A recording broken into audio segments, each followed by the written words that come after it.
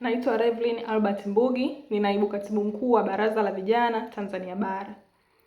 Miaka yote sisi mabinti wa Chadema pamoja na mabinti wote wanaojitambua nchini kote tumekuwa tukijumuika na mama zetu wa Bawacha kusherehekea siku ya mwanamke duniani tarehe 8 mwezi wa 3. Siku ambayo historia ya chimbuko lake haikuwa lelemama. Ilipatikana kwa wanawake kujitoa kupambania haki zao za kijamii, za kisiasa na za kiuchumi. Tunajumuika na mama zetu kusherehekea utu wetu na kufikiri ni namna gani na ipi ni hatima ya kizazi chetu. Lakini mwaka huu imekuwa tofauti sana. Mama zetu wametoka mikoa mbalimbali, wameacha familia zao, wameacha biashara zao, wameacha watoto wao ili wakajumuike pamoja. Mioyo yao imejaa machungu, mioyo yao inatoa machozi. Wamepoteza watoto wao kwa maelfu, wasijue waliko. Watoto wao wameuawa. Bahati mbaya sana ni katika kipindi ambacho tunaongozwa na mwanamke ambaye amejitawaza kuwa rais. Lakini kwa bahati mbaya wanawake hao wamezuiliwa, wamekamatwa ili tu wasijumuike pamoja.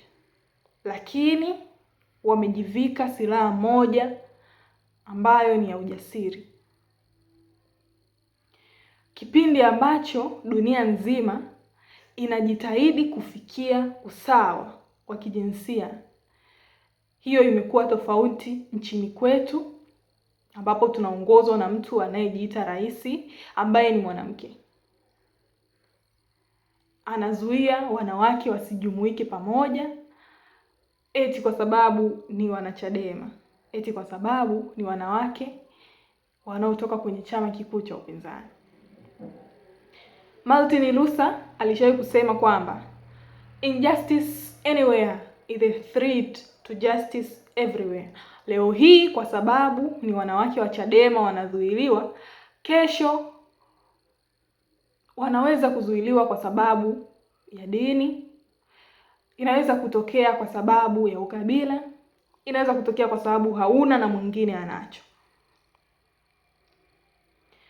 Sisi mabinti wa Chadema hili tunalichukua na halituuzii uoga, ila linatupa ujasiri kama simba kwa sababu tunapambania haki.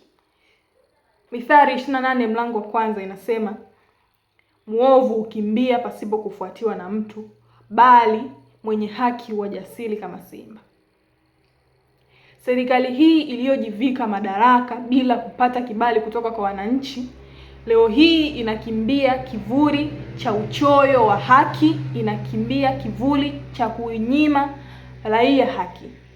Lakini sisi kwa sababu tunapambania haki na usawa, tutaendelea kuwa majasiri na hatutakubali kusherehekea siku ya wanawake au kusherehekea siku ya vijana au siku ya wazee kwa kusubiri kupewa kibali na polisi. Hatutakubali hiyo.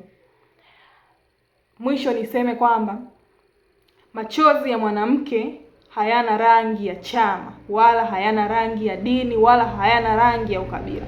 Machozi ya mwanamke yamebeba laana ya kijamii. Haki na usawa, ukitoa umepata, chukua hatua. Happy Women's Day kwa wanawake wote wanaopambania haki na usawa.